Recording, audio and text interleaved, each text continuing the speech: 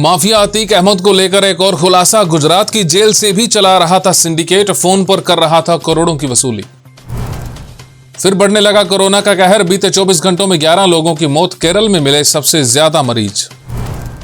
महंगाई को लेकर देश के लिए राहत की खबर। रिटेल के बाद होलसेल महंगाई दर भी 1.24 पहुंची। दुनिया भर के देश महंगाई से हैं परेशान।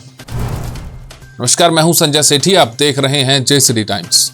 माफिया अतीक अहमद और अशरफ के मारे जाने के बाद एक बड़ा खुलासा हुआ है।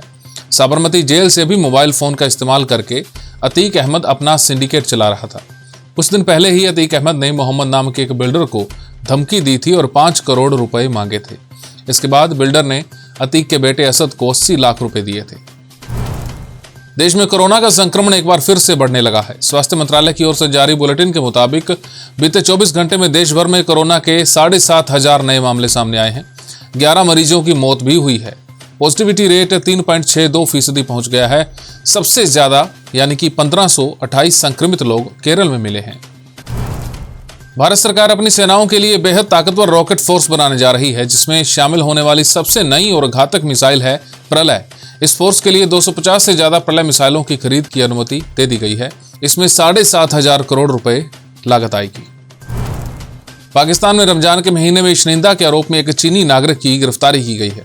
चीनी नागरिक एक चीन की कंपनी में इंजीनियर है। उसकी कर्मचारियों के साथ रमजान के दौरान नमाज के लिए लंबे ब्रेक को लेकर बहस हो गई, जिसके बाद उस पर हमला करने के लिए भीड़ जमा हो गई और आखिर में चीनी नागरिक को ही गिरफ्तार कर लिया गया।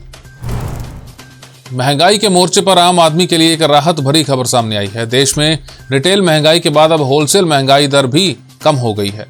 सरकार की ओर से जारी किए गए आंकड़ों के मुताबिक WPI इन्फ्लेशन मार्च 2023 में गिरकर 1.24% पर आ गई।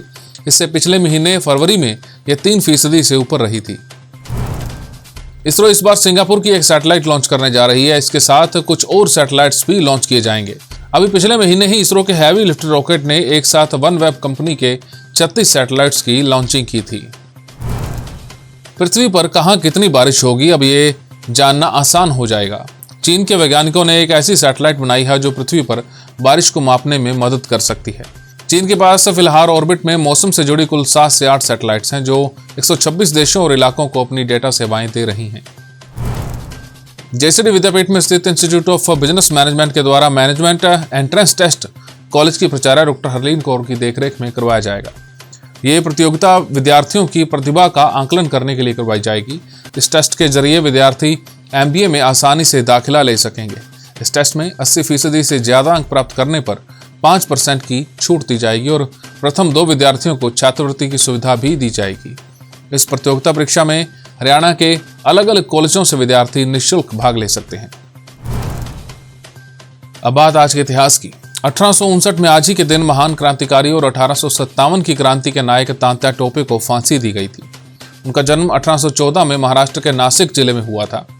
तात्या का वास्तविक नाम रामचंद्र पुंडरंग राव था। उनके पिता का नाम पुंडरंग भट्ट और माता का नाम रुक्मणी बाई था। तात्या ने 1857 की क्रांति में अंग्रेजों से अकेले सफल संघर्ष किया था। तात्या ने 18 जून 1858 को रानी लक्ष्मीबाई के वीरगति को प्राप्त होने के बाद गुरिल्ला युद्ध की रणनीति अपनाई। तात्या टोपे के द्वारा गुना जिले के चंदेरी, ईसागढ़ के साथ ही शिवपुरी जिले के पोहरी, कोलारस के वनों में गुरिल्ला युद्ध करने की अनेक कथाएं स्थानीय लोगों में आज भी प्रचलित हैं। 7 अप्रैल 1859 को तात्या शिवपुरी गुना के जंगलों में सोते हुए धोखे से पकड़े गए। 18 अप्रैल 1859 की शाम ग्वालियर के पास तात्या टोपे को फांसी दे दी गई।